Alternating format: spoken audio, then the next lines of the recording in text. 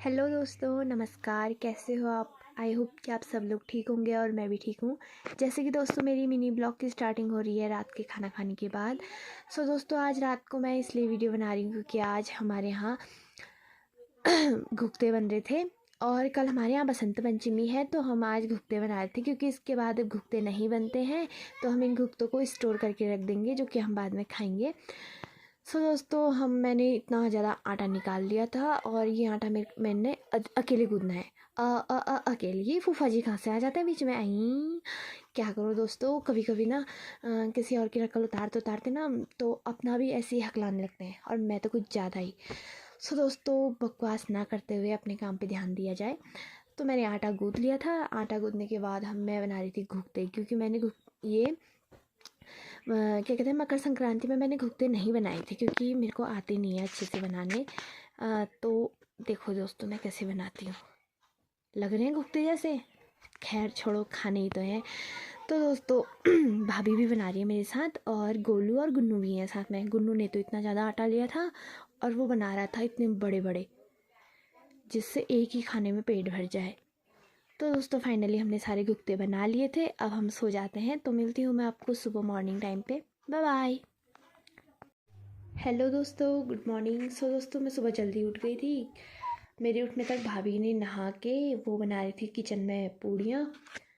फिर उसके बाद मैं चली गई नहा के आने के बाद तो मेरी कुल्फ़ी बन गई। भाई इतना ठंडा हो रहा था कि क्या ही बताएं आपको। सुबह सवेरे बहुत ज़्यादा, सुबह और शाम को बहुत ज़्यादा ठंड होता है यहाँ पे। तो फिर मैंने सेका थोड़ा आग सेकने के बाद मैं चली गई किचन में चाय बनाने। तो दोस्तों मैंने बनाई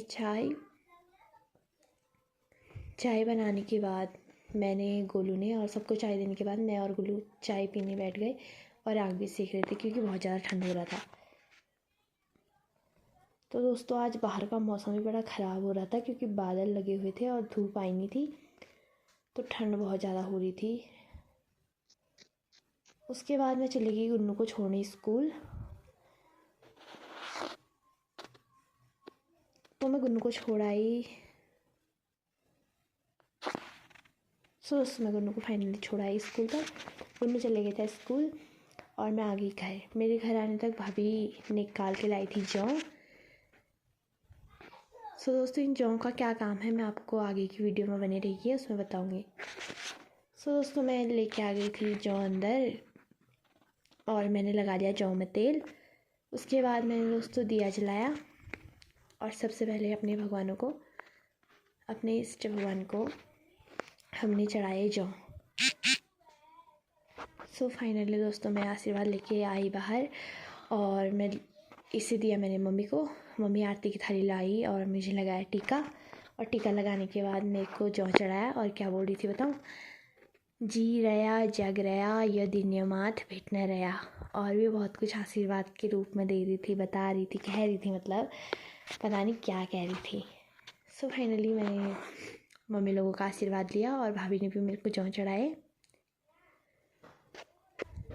और शगुन भी दिया। 100 रुपये मम्मी ने दिए, 100 रुपये भाभी ने दिए। दोस्तों आज का कुटारा तो हो गया है। आज हम पैसा उड़ाएंगे और खूब मज़े करेंगे। दोस्तों बकवास ना करते हुए आगे बढ़ती हूँ। उसके बाद हमने खाने में आज हमारे यहाँ बनी थी पूड़ियाँ, पकौड़ी और सब्जी वगैरह।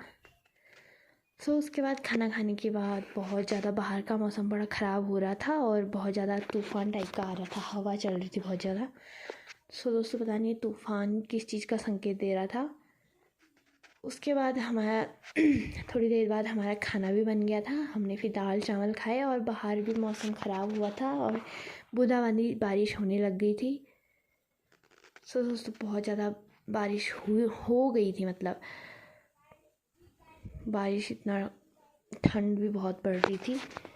दोस्तों देखते देखते बहुत धीरे धीरे हम बहुत ज़्यादा बर्फ़ पड़ गई और हम इतने खुश क्या ही बताएं, क्योंकि बहुत टाइम बाद बर्फ़ गिरी कौसानी में, तो हम बहुत खुश हुए।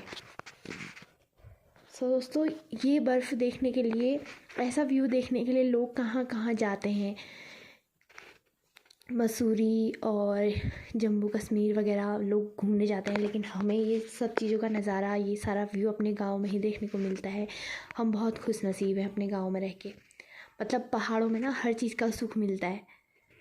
सो दोस्तों आप देख ही सकते हो, हम इतना खुश हुए थे जब बर्फ़ गिरी, और देखते देखते बर्फ़ इतनी ज़्यादा बढ़ गई, मतलब पिघल भी नहीं रही थी और बर्फ़ टिक गई नीचे ज़मीन पे।